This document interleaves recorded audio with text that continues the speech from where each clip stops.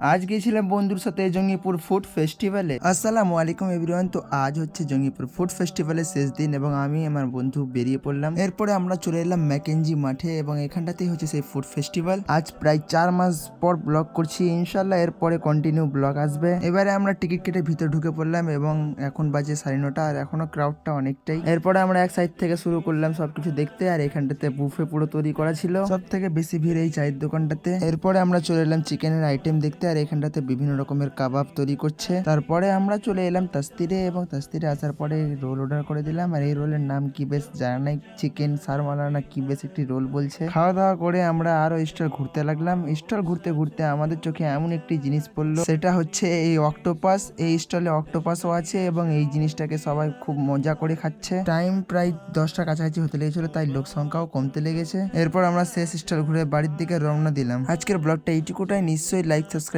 করে পাশে থাকিও এবং চ্যানেলটিকে ফলোও করিও।